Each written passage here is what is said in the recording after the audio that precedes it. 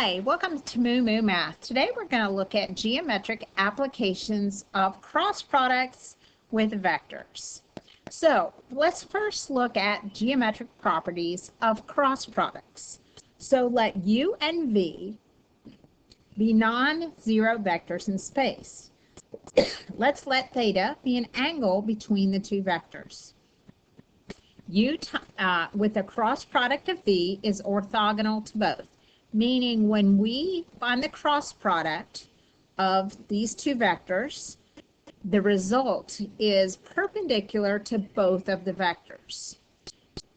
Number two, the magnitude of the resulting vector from the cross product is equal to the magnitude of U times the magnitude of V times the sine of theta, and theta is the angle between the two vectors.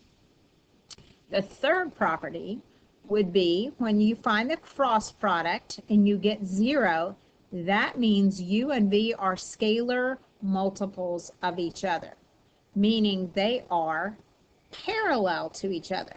So the only way for them to be scalar multiples are they're parallel. Therefore, there isn't a vector that's perpendicular to both, because they're parallel, therefore there can't be a vector that's parallel or perpendicular to both, because it's parallel, they're parallel to each other.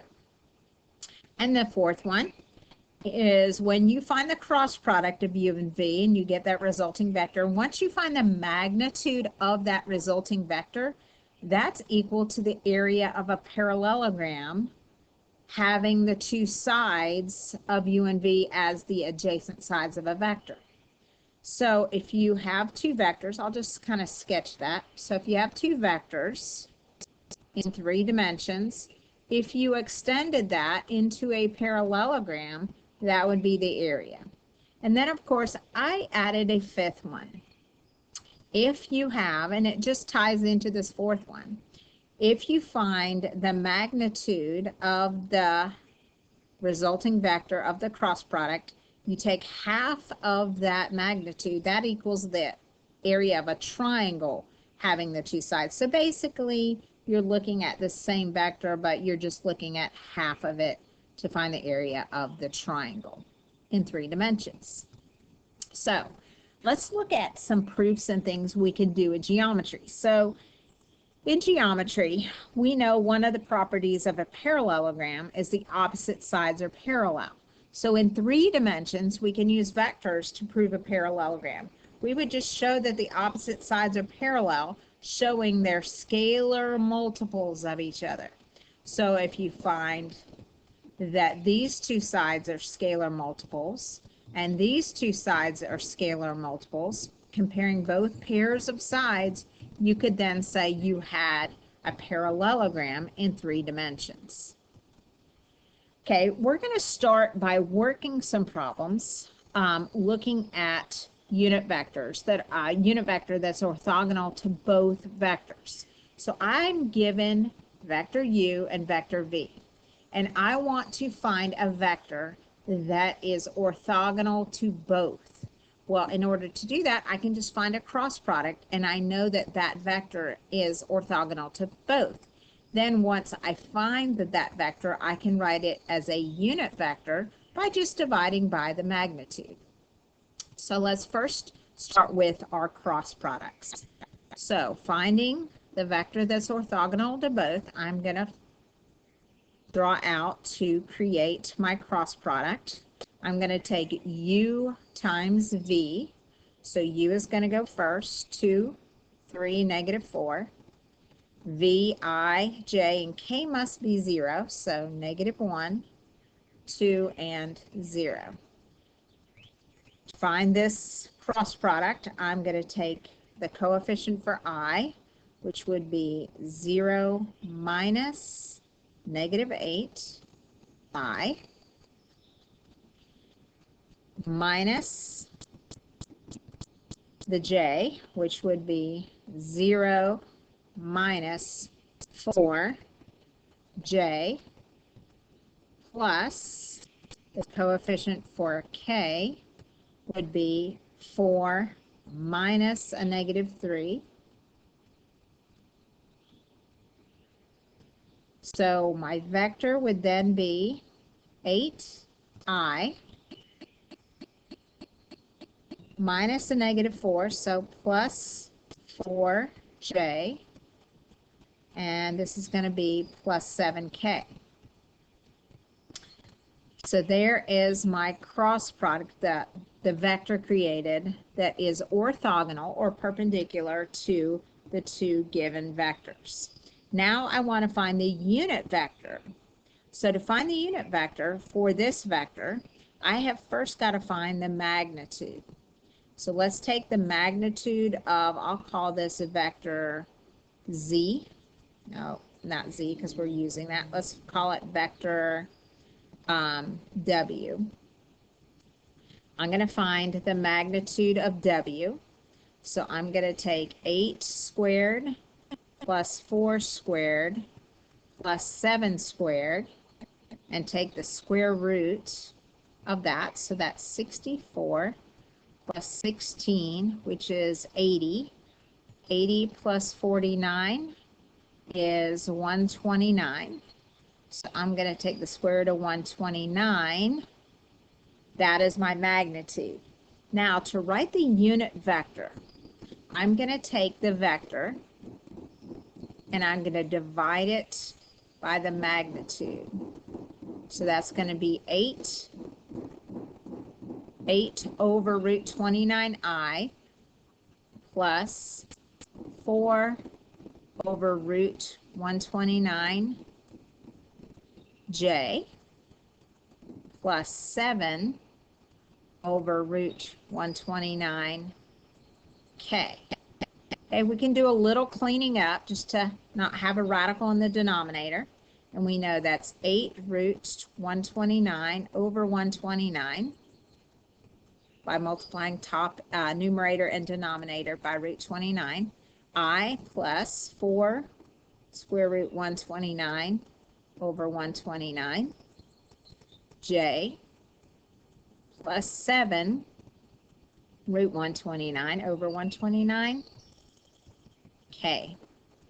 And that would represent the unit vector that is orthogonal to the two given vectors. Okay, so now let's look at the application of finding the area of a parallelogram with sides that are given as the following vectors. We have the vectors 1, 2, 3, and vector v, which is negative 4, 5, and negative 6. And we want to find the area of the vector. Well, all we need to do is first find the cross product. Then we're going to take the magnitude of that answer. So let's start off by taking u times w, or v in this case. We're just going to, these variables are different, but we're using the same thing. So let's start with our ijk, I, j, and k. And the first one is just 1, 2, and 3. That's our first vector. Our second vector is negative 4, 5, 6. And I believe that was supposed to be negative 6. Yeah. Let's expand this. So our coefficient for I is negative 12 minus 15 I minus, for j, I'm going to get a negative 6 minus negative 12 plus, that's j, plus the coefficient for k would be 5 minus a negative 8. Ends up being a positive. We're going to add those. So let's see, we have negative 27i, double negative here, that's going to be 6, so minus 6j. And over here, I've got a positive 13k. So there is my cross product. Now, I need to find the magnitude of this cross product. So I'm going to have to use a calculator on this one. So negative 27 squared plus negative 6 squared plus 13 squared. And I'm going to take the square root of all that to find the magnitude. So let's grab a calculator. Let's see. It's going to take a little more than I can do in my head.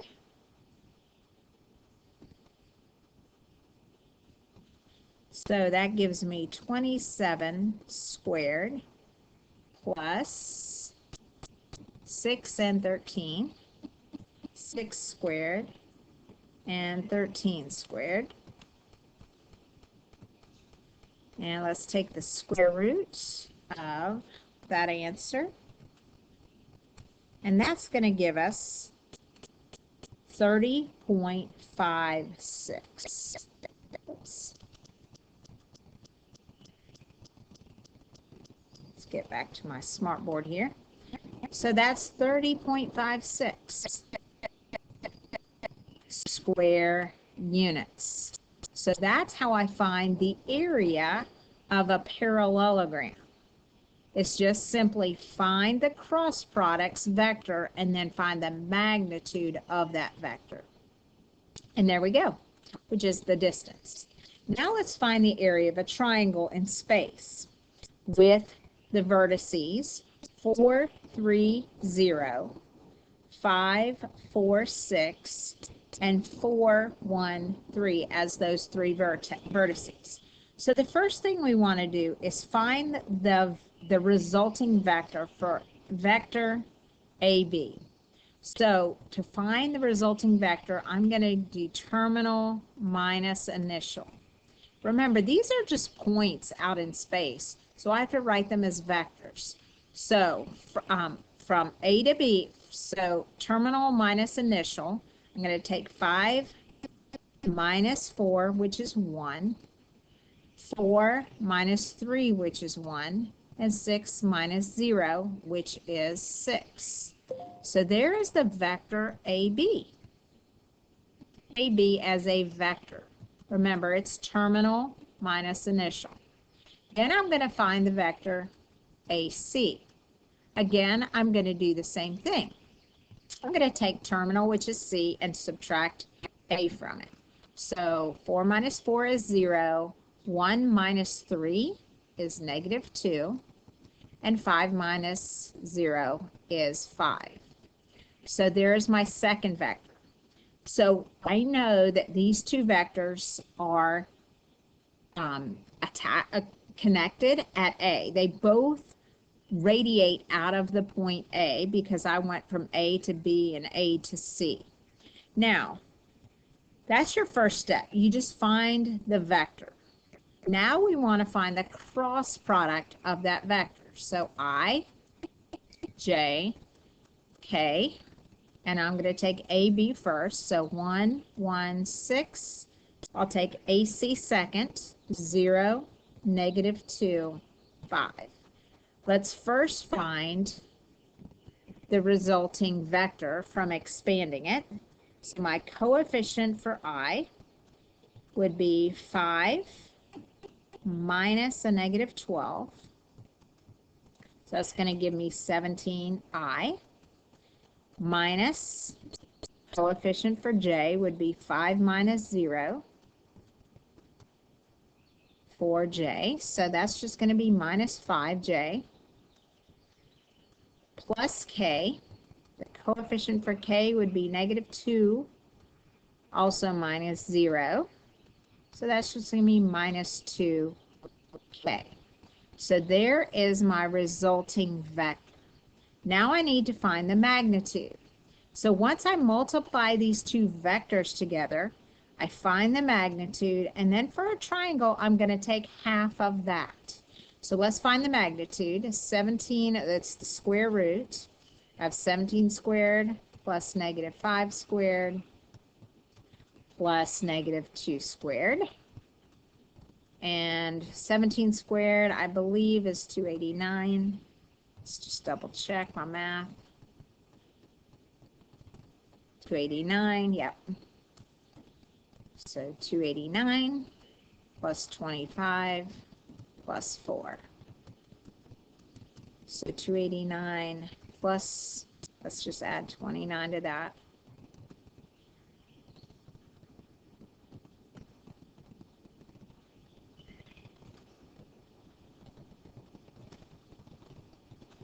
My screen glitched for a second. There we go. 318. And the square root of 318 is going to give me my magnitude. So 17.83. So 17.83. And that would be the magnitude. But I need to take half of it. So I'm going to take this and divide it by 2. So 17.83 divided by 2. And that will give me the area. So 88.92. And that will be in square units. And let's just double check our work, make sure it all looks right. Yes, it looks right. And that's how you find the area of a triangle given three-dimensional positions. So the first thing you have to do is you have to write the vectors to find two adjacent sides. This is a little bit easier on a triangle because you don't have to worry about if the sides are opposite from each other. It doesn't matter which vertex you start at. I started at A and found B to A and C to A for my terminal minus initial. Then I found the cross product of the vector, and that was a vector. Then you find the magnitude of that vector, and then you take half of it for a triangle. Okay, so let's talk about the triple scalar product. A triple scalar product is very, very simple. Okay, you are just taking the dot product of a cross product. But the easiest way to set it up is actually in a 3x3 matrix, and you can use a calculator for that. So we've got a dot product and a cross product, but again, the simplest way is just what we call a triple scalar. So we're going to take the coordinates for each vector and just set them up in each row. And then we're going to find the determinant of that 3x3 matrix.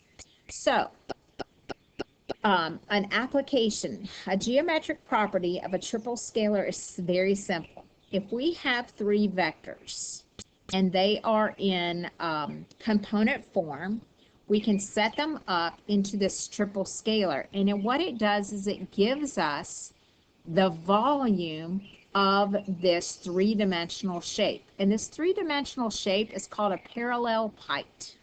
Okay? And that is the volume. So once we do this triple scalar, it's the volume of that three-dimensional figure, which is very cool. So let's try this. We've got three vectors here. All of them are written, well, we're going to write them in component form. So this position or this point is 3, negative 5, 1. So since it's being generated from the origin, I can write that as the vector 3, negative 5, 1.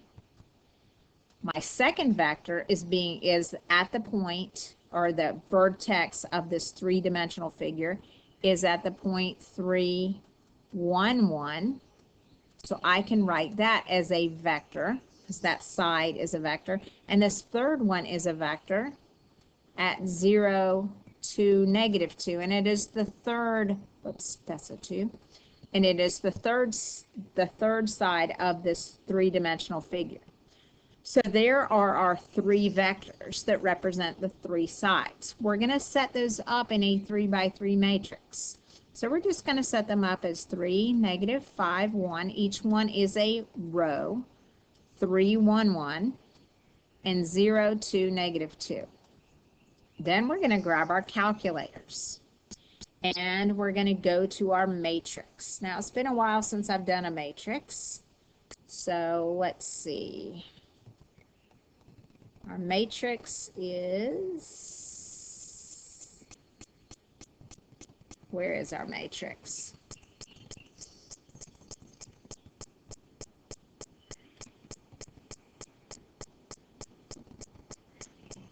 Here it is. Second, x to the negative 1. We are going to go over and edit. Okay, the first thing I'm going to do is edit my matrix A, and it's already set up as a 3 by 3, so it's nice. I'm going to now enter my new matrix. So I go down to the first entry, and I enter 3, enter, negative 5, enter, 1, enter. And it goes to the second row, which is 3, enter, 1, enter, 1, enter. And then it goes to my third row, 0, enter, 2, enter, and then negative 2, enter. So I've got my matrix in matrix A. Now I want to find my determinant. So I'm going to quit and go back to my home screen. And now let's find the determinant. So I'm going to do second, x to the negative 1. And I want to go over to the math key. The very first choice under here is determinant. So I'm going to enter that onto the home screen and do second matrix. And I have entered my information, the matrix I want in A. So enter yet again and find the determinant, which is negative 36. Now that is the determinant of this matrix. Now that doesn't mean the volume is negative 36. I'm going to take the absolute value of that determinant, and that gives me the volume of my parallel pipe. So it's 36 units squared. So although the determinant is negative, you just take the absolute value of it, and that is the volume. Now, had I entered these in a different order, I might have gotten a positive 36. So really, it just has everything to do with the order that you put these in. So it doesn't matter what order you put them in, but each row is a vector, and it's very, very simple. Okay? So in summary, we identified finding cross products in the first video, and we looked at the algebraic properties. In the second video, we looked at the geometric properties, how to use cross products to find the area of a parallelogram and a triangle, and that's when you use the IJK on the first row, and then plug in your vectors on the second and third row, find the resulting cross product, and then find the magnitude of that one. And then for the volume of a triple scalar. So when you have 3 vectors, 1, 2, 3, you can find the volume of that 3D figure by simply using a matrix, a 3 by 3 matrix, to find the determinant. And then of course, once you find that determinant, you take the absolute value of it, and that it represents the volume of the 3D figure, which we call a parallel pipe. So there we go. That's the end of this set of lessons on cross products for vectors in 3 dimensions.